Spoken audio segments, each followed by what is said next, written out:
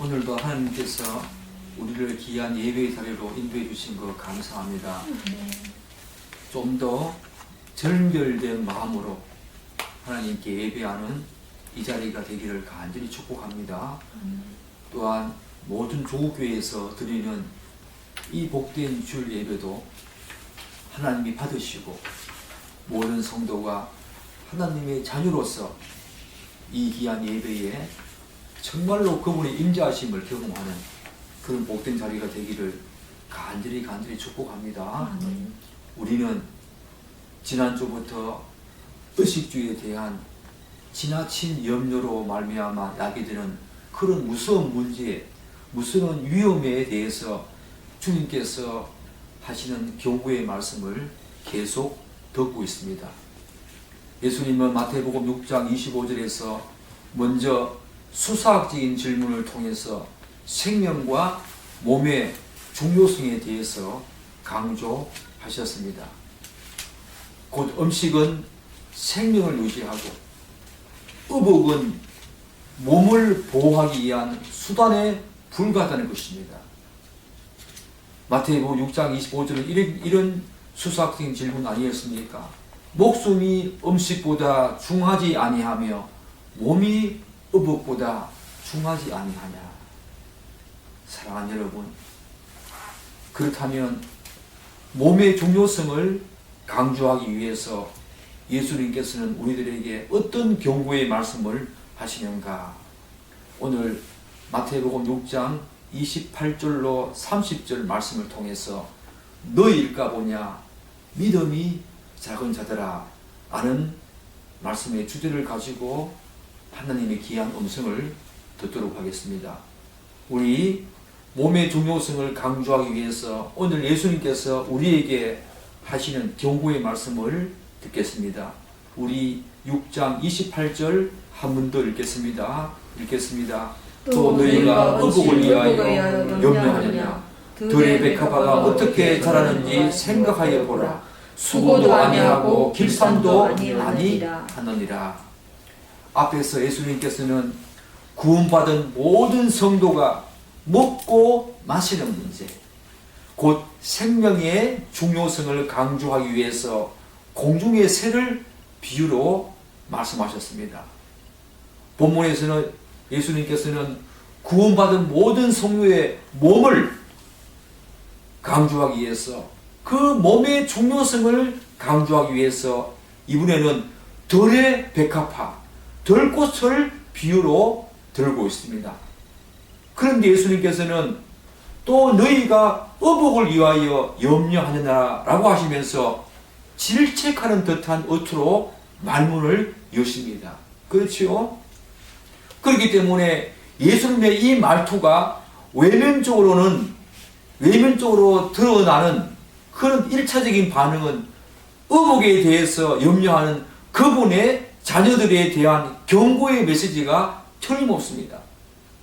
그러나 그 경고의 메시지 이면에는 더 궁극적인 의미가 있다고 저는 생각합니다. 이 내용을 쭉 이어서 읽으면 여러분들도 충분히 공감하실 것입니다. 더 궁극적인 의미가 있다. 경고의 메시지가 틀림없지만 더 궁극적인 의미가 여기에 담겨져 있다는 것입니다. 그게 무엇입니까? 그것은 우리들에게 하나님의 자녀로서의 분명한 존재론적인 변화, 그 변화가 무엇을 의미하는지를 1차적으로 깨우쳐주기 위한 것입니다. 한 걸음 더 나아가서 이런 존재론적인 변화가 실제 삶의 영역에서 여러분과 저의 실제 삶의 영역에서 어떤 모습과 삶의 양태로 드러나야 하는지를 알게 하시기 위한 것입니다. 즉 예수님께서는 우리들에게 이제 하나님 아버지의 속성과 그분의 언약을 분명히 깨달아서 예수를 알지 못하는 이 세상 모든 자연인들과 이 땅을 함께 살아가지만 그럼에도 불구하고 그들과 다른 관점으로 자신의 존재와 삶 그리고 세상을 바라보면서 우리가 진정으로 무엇을 추구하면서 살아야 하는지를 여기서 예수님께서는 더 궁극적인 의미로 우리에게 알게 하시기 위해서 너희가 어복을 위하여 염려하느냐 라고 하는 이 경고의 메시지를 던지고 있는 것입니다. 사랑하는 여러분, 예수님께서는 바로 그런 마음을 담아서 들의 백합화가 어떻게 자라는지 생각하여 보라고 우리에게 말씀하십니다.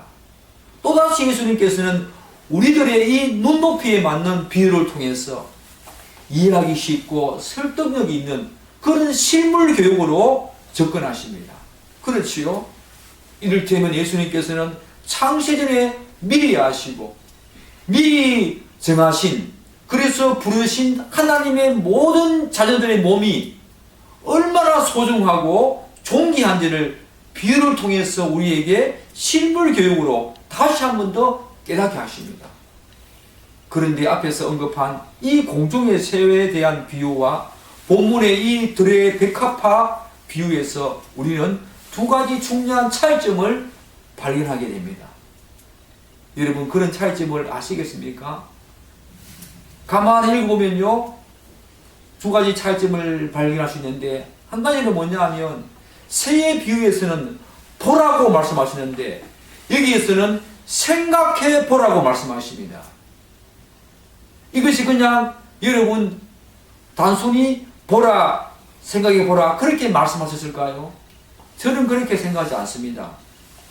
그 이유를 추적해 보면 다음과 같은 중요한 사실을 알 수가 있습니다. 하나님께서 공중의 새를 기르시는 모습, 곧 새가 하나님께서 준비해 둔 그 벌레와 곤충 등을 찾아가지고 먹는 모습은 굳이 생각할 필요 없이 그 순간을 딱 포착해서 눈으로 보면 된다는 거죠. 그런데 들의 백합화가 자라고 꽃을 피우는 그 모습은 순간적인 포착이 불가능한 겁니다. 그렇기 때문에 그 자라는 모습과 꽃을 피우는 모습을 생각해 보라고 하는 겁니다. 예수님의 이 말씀 속에서 하나님의 자녀들인 우리는 다음과 같은 부분을 곱씹어 보아야 합니다. 그게 뭡니까? 이를테면 하나님의 자녀들은 자신의 눈으로 단순히 어떤 사건과 사물과 현상과 자연세계를 보는 것, 그 자체에 멈추면 안 된다는 것입니다. 그 자체에 눈으로 그냥 그것을 보고 멈추면 안 된다는 것입니다. 다시 말씀드려서 눈을 단순한 시각 차원의 작용으로만 그치게 해서는 안 된다는 거지요. 그것을 통해서 모든 사건과 현상과 피조세계를 움직이시고 보존하시는 하나님의 그 질서와 법칙과 섭리를 보아야 한다는 것입니다. 그렇지 않습니까? 보라. 뿐만 아니라 이제 생각해 보라. 이것도요, 하나님의 자녀들은 하나님이 주신 이 지성을 단순히 자신의 유익과 이익을 또한 편리를 얻기 위한 수단으로 사용하면 안 된다는 것입니다. 오히려 이 지성을 좀 더 고차원적으로 활용해서 주변의 모든 이 자연세계와 현상들을 움직여 가시는 창조주 하나님의 간섭과 세심한 배려를 많이 생각해야 한다는 것입니다. 그분이 어떻게 이 자연세계와 이 주변의 모든 현상들을 움직여 가시는지, 그 하나님의 그 세밀한 간섭과 배려를 많이 생각해야 한다는 것입니다. 생각해 보라, 이 말은요. 다시 말씀드려서 하나님께서 이 일반 역사를 어떻게 주장하시고 움직여 가시는지 깊은 이해와 통찰력을 가지고 생각해 보라. 한번 생각해 보아야 한다는 것입니다. 여러분들은 그렇게 살고 있습니까? 하나님이 주신 이 시각으로, 하나님이 주신 이 지성으로 그렇게 사물을 보면서 그렇게 현상과 모든 자연세계를 움직이시는 그 하나님의 섭리, 그 역사를 여러분들은 깊이 생각하면서 살고 있습니까? 우리는 그렇게 살아야 합니다. 이제 달라져야 합니다. 그런데 예수님께서 말씀하신 이 들의 백합화가 어떻게 자라는지 생각해 보라. 여기에는 더 중요한 부분이 함유되어 있습니다. 한번 생각해 보라. 왜냐하면 이 생각하는 그 자체에서 생각 그것이 바로 믿음을 일으키는 중요한 시작점이 되기 때문입니다. 여러분, 믿음은 먼저 지성의 발동으로, 그 다음에 감정으로, 그 다음에 의지로 나아가죠. 이 세 가지 지정의가 통합된 그것이 바로 진정한 믿음입니다. 믿음은 지성의 그 깨달음에서 하나님의 그 말씀, 하나님의 언약, 하나님의 그 사역, 하나님의 어떠하심, 하나님의 그 속성들을 우리가 지성으로 알고 거기에 대한 지적인 동의가 감정으로 이어지면서 그 감정적인 근지적인 어떤 동의로 감정이 이어지면서 그 감정과 지성적인 어떤 그런 차원들이 이제 하나님을 향한 전적인 신뢰와 전적인 믿음과 헌신으로, 즉 의지로 나아가는 것이 바로 믿음 아닙니까? 그 믿음을 일으키는 가장 중요한 시작점이 어디입니까? 바로 지성입니다. 생각해보라. 너의 믿음을 일으키기 위해서 한번 생각해보라는 것이죠. 저는 중요한 지점을 거기서 발견할 수 있다고 저는 생각을 합니다. 하나님에 대한 신자의 이 믿음의 반응은 절대로 기계적이지 않습니다. 자동적으로 그렇게 일어나는 것이 아니라는 겁니다.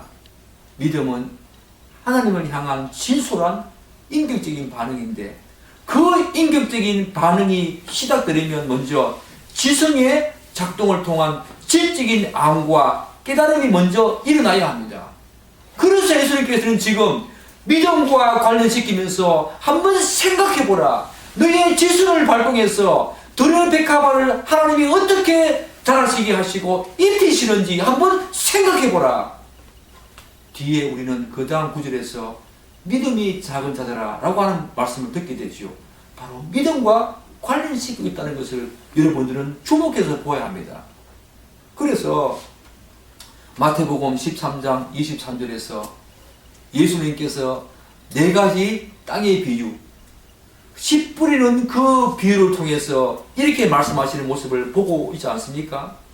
우리 네 번째 씨 뿌리는 비유에서 어떤 말씀하십니까? 좋은 땅에 뿌려졌다는 것은 말씀을 듣고 깨닫는 자니, 먼저 말씀을 듣고 깨닫는 자니, 이 깨닫는 것이 뭡니까? 바로 지성의 발동입니다. 깨달음은 바로 지성의 발동으로 이어진다는 겁니다. 바로 좋은 땅에 부러졌다는 것은 말씀을 듣고 깨닫는 자니, 예수님께서 지성의 발동으로 하나님의 말씀을 듣고 이 진적인 사고의 그 발동으로 말미암아 믿음이 일어나서 그 다음 결실로 나아간다는 것, 그렇게 강조하고 있다는 것을 우리는 주목해야 합니다. 그래서 예수님께서는 생각해보라고 말씀하십니다. 깨달음을 잊기 위해서는 먼저 생각하는 그 시작점이 지성의 발동으로 되어진다는 것을 여러분들은 주목해서 들어야 합니다. 그리고 공중에 대한 새에 대한 비유와 이 들의 백합화의 비유, 또 다른 차이점은 뭡니까? 전자는 주로 공중에 대한 비유에서는, 공중의 새에 대한 비유에서는 주로 남자와 관련된 노동과 수고를 언급하고 있습니다. 그리고 후자는 이 들의 백합화 비유에서는 주로 여자와 관련된 노동과 수고를 언급하고 있다는 것입니다. 이것이 뭔 차이인가? 이것이 뭘 중요한가? 중요합니다. 말하자면 공중의 새의 비유에서는 새는 심지도 않고 거두지도 않고 창고에 들이지도 않는다고 말합니다. 이것은 주로 논이나 밭에서 남자가 주로 하는 일에 해당하지요. 그렇지 않습니까? 반면에 들의 백합화 비유에서는 꽃은 수고도 아니하고 길삼도 아니한다 라고 말하는데, 이것은 주로 집안에서 여자가 옷감을 짜는 일, 여자가 주로 하는 일에 해당하지요. 이 차이점이 우리에게 굉장한 시사점을 줍니다. 예수님께서는 비유를 하시면서 그냥 들의 백합화를 보라, 공중의 새를 생각해 보라, 이렇게 말하지 않습니다. 남자가 하는 노동과 수고, 여자가 하는 노동과 수고를 언급하시면서 그것조차 하지 않는 공중의 새, 그리고 그것조차 하지 않는 들꽃, 그것을 하나님이 어떻게 자라게 하시고 먹이시고 입히시는지 한번 보고 생각해 보라고 말씀하고 있는 것입니다. 그런데 이러한 차이점에도 불구하고 우리는 두 가지 비유를 통해 예수님께서 굳이 남자와 여자가 하는 일과 수고를 언급하신 이유를 발견해야 합니다. 염려하지 말라는 이 예수님의 단호한 명령이 우리가 그냥 가만히 앉아서 의식주와 관련된 양식이나 의복이 마냥 자연적으로 나오기만을 기다리라는 그런 의미가 아니지요. 그렇지요? 우리는 먹을 양식을 얻기 위해서 당연히 씨를 뿌리고 거두며 창고에 들이는 수고를 해야 합니다. 또한 의복을 위해서 수고도 하고 길쌈도 해야 합니다. 그러나 그 나머지는 하나님의 섭리와 손 안에 있음을 기억해야 합니다.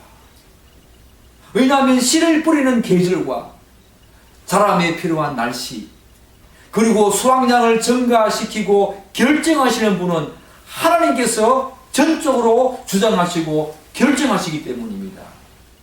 우리가 아무리 열심히 씨를 뿌리고 가꾸고 돌보고 해도, 그렇게 한다 하더라도 예기치 못한 날씨, 자연재해는 우리의 모든 수고를 물거품으로 만들 수 있기 때문입니다. 그 결과 우리가 기대하는 그런 수확량을 얻을 수 없고 의복을 만들 수 있는 충분한 재료와 원료를 기대할 수가 없기 때문입니다. 우리가 해야 할 일이 있다는 거지요. 그럼에도 불구하고 하나님의 영역이 있다는 것, 그분의 섭리와 손 안에 우리의 모든 수고와 예선과 그런 것들이 곁들여져서 하나님의 섭리와 그 능력으로 말미암아 우리가 먹고 마시는 이 생명의 문제, 그리고 옷을 입는 이 의복의 문제, 그것이 바로 해결되어지고 그것이 바로 그분과 함께 병행되어지는 그런 어떤 일이라는 것을 우리가 기억해야 합니다. 아무것도 하지 말라, 그런 의미가 아니지요.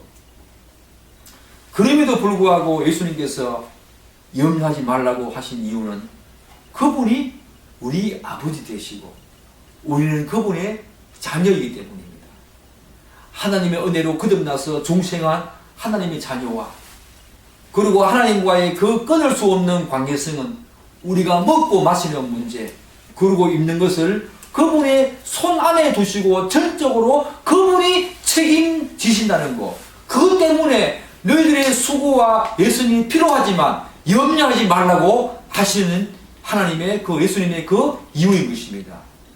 예수님께서는 바로 그 사실을 하나님의 일반 언총을 통해서 들의 백합화를 자라게 하시고 입히시는 그분의 사랑을 생각해 보라고 하시면서 우리에게 일깨워주고 있다는 것입니다.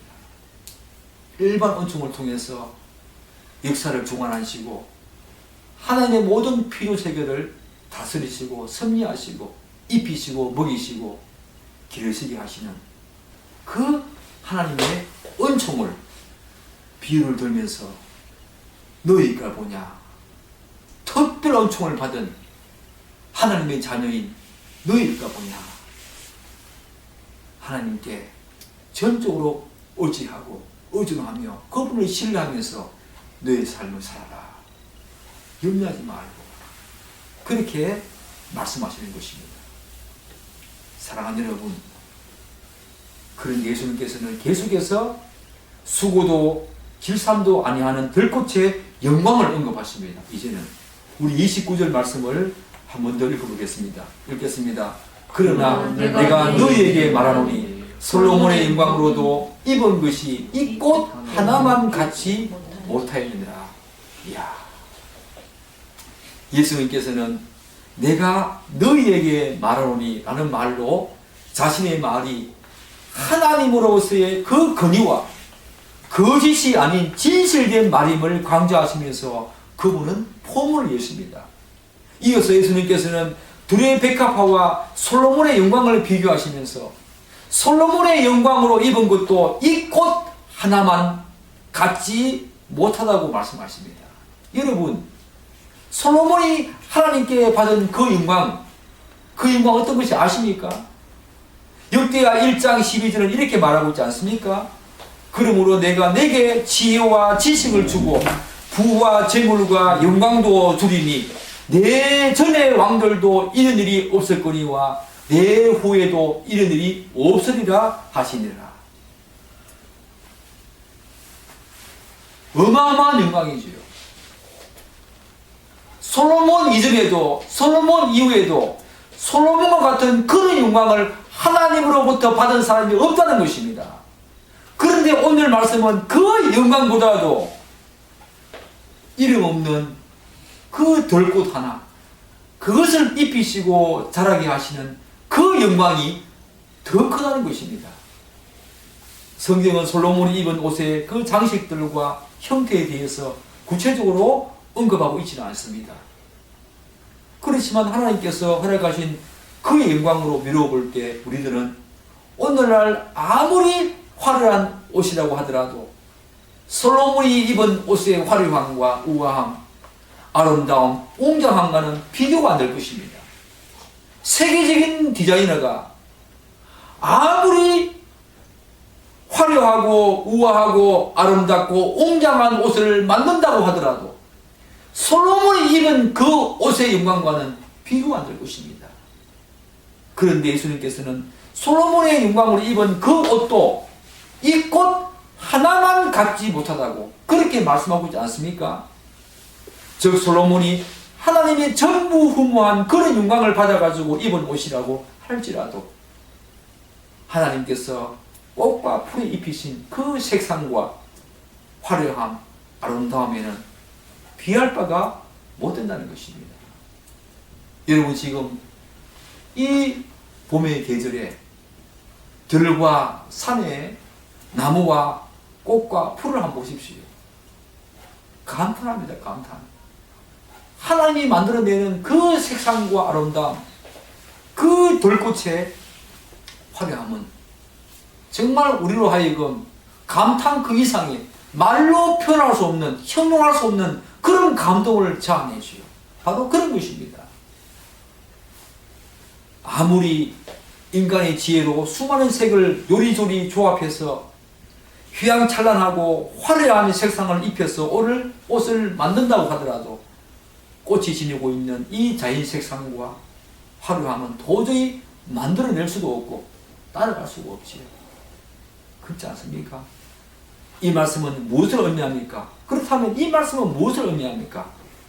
들의 백합화가 스스로 수고도 길쌈도 하지 않지만 하나님이 이렇게 입히신다는 것을 한번 생각해 보라는 것입니다. 너희들 한번 생각해 보라.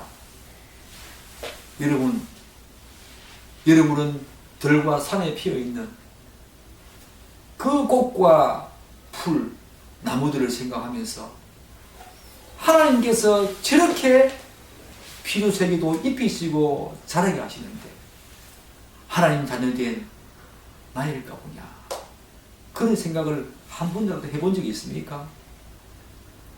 만약에 여러분들이 하나님의 자녀됨에 이 영광과 복됨을 안다면 그런 염려 이제 아니할 것입니다.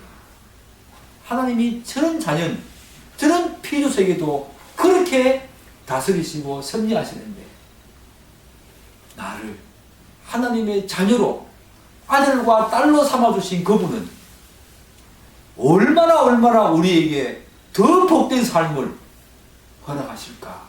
먹고 마시는 문제, 입는 문제, 그것에 대한 제대로 된 인식만 있다면 우리들은 그렇게 염려할 그런 어떤 문제가 아니라는 것을 분명히 아실 것입니다. 여러분들 이 사실을 반드시 기억하면서 사시기 바랍니다. 이 말씀을 하신 후에 예수님께서는 그분의 자녀를 향한 하나님의 위대한 사랑을 다음과 같이 표현하십니다. 우리 30절 한 번 더 읽어보겠습니다. 읽겠습니다. 오늘 있다가 내일 아궁이에 던져지는 덜풀도 하나님이 이렇게 입히시거든 너희일까 보냐 믿음이 작은 자들아. 앞에서 예수님은 하나님께서 반드시 그분의 자녀의 몸을 보호하시고 입히신다는 것을, 이 입히신다는 1차적인 논증을 아무 수고도 길쌈도 하지 않는 들꽃을 비유로 1차적인 논증을 하셨습니다. 이 비유는 하나님께서는 자신이 창조하신 꽃을 직접 자라게 하시고 입히신다는 자연의 원리와 질서와 섭리와 법칙을 예로 든 거지요. 이를 통해서 인간이 어떠한 화려한 옷도 견줄 수 없는 들꽃을 입히시고 자라게 하시는 그분의 그 돌보침과 능력과 사랑과 관심을 그분은 강조하시고 있습니다. 이러한 사실은 하나님께서 자신의 자녀를 보호하시고 입히시는 것은, 들꽃을 그렇게 입히시는 것이 하나님께서 자연을 섭리하시는 질서이자 원리이듯이 하나님의 자녀에 대한 그분의 당연한 책임임을 우리에게 시사하고 있지요. 그런데 본문에서 예수님은 그러한 1차적인 논증에 이어서 들풀과 하나님 자녀의 그 가치를 통해서 이제 가치를 비교하겠지요. 하나님 자녀와 들풀의 그 가치를 통해서 하나님 자녀에 대한 그분의 사랑과 관심이 절대적임을 강조하는 2차적인 논증으로 그분의 그 논증을 확대해 가십니다. 우리는 그 흐름을 잘 읽어야 합니다. 하나님이 아무 수고와 기삼도 하지 않지만 그분의 사랑으로 그렇게 입히셨던 들풀의 신세, 그 가치가 어땠다는 겁니까? 오늘 말씀을 보면 오늘 있다가 내일 아궁이에 던져지는 들풀에 불과하다는 것입니다. 환하게 차려입은 들꽃의 그 더덥성과 무상함을 우리에게 말해주고 있지 않습니까? 그 들풀의 가치, 그 들풀의 더덥성과 무상함을 우리에게 말하고 있지 않습니까? 유대 지방의 산에는 땔감으로 쓸만한 나무가 그리 많지 않았기 때문에 아궁이에 불을 지필 때에는 주 원료로 들풀이 주로 사용되었다고 합니다. 따라서 본문은 더럽고 무가치한 들풀도 하나님이 그토록 화려하고 아름답게 입히실지언데 하물며 하나님 자녀인 우리들이야 얼마나 더 잘 입히시겠냐. 그런 가치의 문제를, 그 들꽃의 가치와 하나님 자녀된 우리의 가치를 비교하시면서 오늘 있다가 내일 아궁이에 던져질 그 들풀도 그렇게 하나님이 화려하게 아름답게 입히시거든 하물며 하나님의 자녀인 우리들이야 얼마나 더 잘 입히시겠냐. 그렇게 우리에게 이야기를 하고 있지 않습니까? 이렇게 그분의 자녀에 대한 하나님의 절대적인 사랑과 관심, 책임을 표명한 예수님께서는 이제 우리들이 정말로 되새겨야 할 중요한 말씀을 덧붙입니다. 그 뒤에 뭐라고 하십니까? 바로 믿음이 작은 자들아. 왜 이 말씀을 하셨을까요? 왜 이 말씀을 하셨을까요? 예수님의 이 말씀은 결국 무엇을 먹을까, 무엇을 마실까, 무엇을 입을까의 문제는 결국 믿음의 문제, 그러한 근심은, 그러한 염려는 결국 믿음의 문제라는 것입니다. 이것을 6장 19절부터 말씀하신 내용으로 좀 더 확장해서 우리가 해석해 보면 보물을 하늘이 아니라 땅에 사두는 문제, 하나님과 재물을 겸하여 섬기는 문제 또한 믿음의 문제라는 것입니다. 예수님께서는 본문 이외에도 제자들을 향해서 여러 번 믿음이 작은 자들아 라고 하신 말씀을 우리가 여러 구절을 통해서 찾을 수가 있습니다. 대표적으로 마태복음 8장 26절에 풍랑이 왔을 때에 그 거센 바람과 바다에 놀라면서 두려워했던 그 제자들을 향해서 예수님께서 뭐라고 하십니까? 예수께서 이르시되 어찌하여 무서워하느냐 믿음이 작은 자들아 하시고 곧 일어나 바람과 바다를 구제됐으니 아주 잔잔하게 되거늘 이라고 말합니다. 그 외에도 마태복음 14장 31절, 마태복음 16장 8절, 마태복음 17장 20절, 마태복음에만 믿음이 작은 자들아. 그렇다면 여러분, 예수님께서는 본문에서 말씀하시는 이 믿음의 실체가 무엇일까요? 여러분, 이 믿음의 실체가 뭡니까? 우리에게 믿음이 작은 자들아, 무엇을 마실까 입을까 무엇을 먹을까 염려하고 근심하는 그들에게, 제자들에게, 우리들에게 믿음이 작은 자들아 라고 말씀하신 이 믿음의 실체가 무엇일까요? 여러분, 그거 한번 생각해 보았습니까? 믿음은 그냥 믿음이지 그렇지 않습니다. 본문에서 말하는 믿음은 우선적으로 우리가 구원 얻는 믿음과 구분을 해야 합니다. 구원 얻는 믿음이 아니라는 거지요. 이 믿음이 작은 자들아 라고 하는 그 믿음은 구원 얻는 믿음과 구분을 해야 합니다. 왜냐하면 본문과 마찬가지로 예수님께서는 믿음이 작은 자들아 라고 말씀하신 그 부분들 속속을 살펴보면 모두 구원을 받은 제자들을 향해서 하신 말씀이기 때문입니다. 이미 그들은 구원을 받았습니다. 오늘 본문도 마찬가지입니다. 구원을 받은 성도, 여러분과 저 제자들에게 하시는 말씀이기 때문입니다. 그렇기 때문에 구원 얻는 믿음과 구분을 해야 한다는 거지요. 여러분, 신자가 구원을 얻기 위해서 어떤 믿음이 필요합니까? 신자가 구원을 받기 위해서는 입으로 예수 그리스도를 주로 신뢰해야 합니다. 그분이 우리 대신 대속적 형벌을 통한 속죄 사역으로 하나님의 진노와 심판과 형벌을 받았다는 것을 믿어야 합니다. 그래서 죄 용서와 죄 사함의 은혜가 우리에게 있어졌다는 것을, 그래서 그분의 양자 되었다는 것을 믿어야 합니다. 뿐만 아니라 장래 예수님의 재림과 우리 몸의 부활을 소망하며 믿어야 합니다. 이것이 바로 구원 얻는 믿음이지요. 이처럼 신자가 구원을 받기 위해서는 누구도 예의 없이 구원에 필요한 믿음을 반드시 수요하고 고백해야 합니다. 그러므로 구원을 받은 모든 신자는 동일한 구원을 얻는 믿음을 소유하고 있다고 우리가 말할 수가 있지요. 따라서 본문은 예수님께서 이미 구원을 받은 제자들에게 하시는 말씀이기 때문에 본문의 이 작은 믿음은 구원을 얻는 믿음이 아니지요. 이미 우리는 구원 얻는 믿음을 갖고 있습니다. 고백했습니다. 그 믿음을 가지고 사도신경에 나오는 그 신앙 고백을 했다는 것이요. 오히려 구원을 얻고 난 후에 이 믿음은 오히려 구원을 얻고 난 후에 일상생활 전반에서 발휘되는 믿음의 정도로 이해해야 합니다. 그렇기 때문에 이 믿음은 구원의 믿음 위에 고린도전서 12장에서 말하는 그 은사장에서 말하는 믿음도 은사라고 말하고 있지요.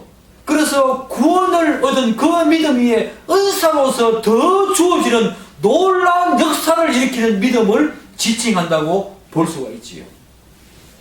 사랑하는 여러분, 신자라고 해서 이런 은사로서의 믿음이 다 같은 건 아닙니다. 믿음도 은사라고 했습니다. 구원 얻는 믿음은 동일하지만 그 구원 얻는 믿음 위에 우리의 실제 삶 속에서 신자가 살아가는 이 삶 속에서 발휘하는 믿음의 정도는 다 다릅니다. 마태복음 17장 20절에서 우리에게 예수님께서는 이렇게 말씀하십니다. 이르시되 너희 믿음이 작은 까닭이니라. 진실로 너희에게 이르노니 만일 너희에게 믿음이 게다시 하늘만큼만 있어도 이 산을 명하여 여기서 저기로 옮겨지려 하면 옮기될 것이요 또 너희가 못할 것이 없으리라. 여러분, 이 믿음을 모든 사람이 다 소유할 수 있습니까? 그렇지 않습니다. 신자라고 해도 이러한 믿음을 모두 발휘하는 것은 아닙니다. 믿음의 정도가 다 다르다는 것입니다. 구원 얻는 믿음은 동일한 믿음이지만 그 구원 얻는 믿음 위에 우리의 삶 속에서 발휘하는 믿음의 정도는 다 다르다는 것입니다. 이렇듯 모든 신자는 동일한 구원 얻는 믿음을 소유했다고 하더라도 자신의 삶에서 마주하는 여러 가지 환경을 다루는 그런 방식에서 서로 다른 믿음의 정도를 발휘하고 있지요. 오늘 예수님께서 믿음이 작은 자들아 라고 말씀하시는 것은 너희들이 구원을 받았지만 너희들이 실제 삶 속에서 발휘하는 믿음의 정도가 너무 작구나, 그렇게 말씀하고 있다는 것입니다. 이를테면 어떤 사람들은 자신이 환경을 지배하는 것이 아니라 오히려 환경의 지배를 받고 굴복을 당합니다. 그러나 어떤 사람은 반대로 자신이 환경을 지배하면서 믿음으로 그것을 극복하고 승리합니다. 전자가 바로 본문에서 말하는 믿음이 작은 자들이고 후자가 바로 믿음이 큰 자인 것이요. 여러분들은 믿음이 큰 자입니까? 작은 자입니까? 자신의 삶 속에서 여러분들이 발휘하는 그 믿음의 정도가 얼마나 큰가 작은가 한번 생각해 보십시오. 구원을 받았다고 하더라도 정말 하나님께서 나의 삶을 전적으로 인도하시고 나의 장래와 그 이후의 모든 삶 또한 그분이 전적으로 인도하시고 다스리시고 섭리하신다는 것을 전적으로 믿고 헌신하며 나아가는 사람, 그 사람은 믿음이 큰 자지요. 그 사람은 환경을 지배합니다. 그 사람은 환경에 굴복당하지 않습니다. 그렇지만 반대로 그 전적인 신뢰가 적은 사람들은 구원을 받았지만 이방인들과 자연인들과 별반 다름이 없는 삶을 살아갈 수 있다는 것이요. 그자들은 환경에 지배당하고 굴복당하면서 승리하지 못합니다. 처참한 삶을 산다는 것이요. 구원을 받았지만 그들이 바로 믿음이 작은 자들입니다. 따라서 본문에서 예수님께서 무엇을 먹을까 마실까 입을까 염려하는 사람들을 향해서 믿음이 작은 자들아 라고 하신 이유는 다음과 같이 우리가 이해할 수 있겠지요. 그들이 당면한 의식주와 관련한 이 환경을 하나님을 전적으로 신뢰하는 믿음으로 지배하지 못하고 오히려 그것에 지배를 받으며 환경에 휘둘리고 굴복당하는 자들을 향하여 하시는 말씀으로 우리는 이해해야 합니다. 사랑하는 여러분, 오늘 예수님께서 하신 말씀을 여러분들은 이해하시겠습니까? 믿음이 작은 자들아, 일반 은총으로 이 세상 모든 피조물들에게 하나님께서는 동일한 빛과 동일한 햇빛과 동일한 비 내려주시고 있지 않습니까? 악인과 선인에게도 마찬가지입니다. 그런데 여러분과 저는 그 일반 은총을 뛰어넘어서 하나님의 자녀로 부름을 받았습니다. 그 부르신 소망이 있다는 거지요. 그 부르신 소망 가운데서 우리가 발휘해야 될 믿음이 있다는 거지요. 그 믿음이 오늘 우리에게 있는가? 너희들이 무엇을 입고 마시고 먹을까? 염려하는 그 문제는 너희들의 삶 속에서 발휘하는 믿음의 정도가 작다. 하나님을 전적으로 신뢰하면서 자녀된 우리들에게 오늘 예수님께서 하나님이 우리 아버지 되신다. 너희들의 이 존재는 중인 변화가 너희들의 삶의 양태에서 어떻게 드러나고 나타나야 하는가를 우리에게 경고하십니다. 이방인들처럼 먹고 마시고 입는 문제 그런 것에 얽매이지 말고 더 큰 것을, 더 고차원적인 것을 추구하며 살아야 한다. 그것을 우리에게 지금 요구하고 있지요. 여러분 어떻게 사시겠습니까? 구원을 받았지만 여전히 여러분들이 예수 믿기 전에 가졌던 그 관점과 시각으로 세상을 바라보고 자신의 삶을 바라보고 자신의 존재를 바라보고 사시겠습니까? 아니면 오늘 예수님께서 하신 이 말씀을 듣고 그분이 나의 아버지 되신다. 이 아버지 되심의 관계성을 생각하면서 그분이 나의 삶을 인도하실 거야. 다스리고 나를 도와주시고 보호하실 거야. 라고 하는 이 전적인 신뢰와 믿음을 가지고 우리의 삶 속에서 큰 믿음을 발휘하면서 사시겠습니까? 예수님이 요구하시는 그 믿음을 소유하면서 그것을 발휘하면서 사시는 여러분이 되시기를 축복합니다. 이제 먹고 마시고 입는 문제에 너무 얽매이지 말고 오히려 그것을 뛰어넘어서 하나님이 요구하시는 그 삶의 지경까지 나아가서 이 땅을 정말로 다름이 있는 삶으로 살아내는 여러분과 저 하나님의 귀한 제자, 하나님의 귀한 자녀가 되기를 간절히 축복합니다. 아멘. 기도하겠습니다.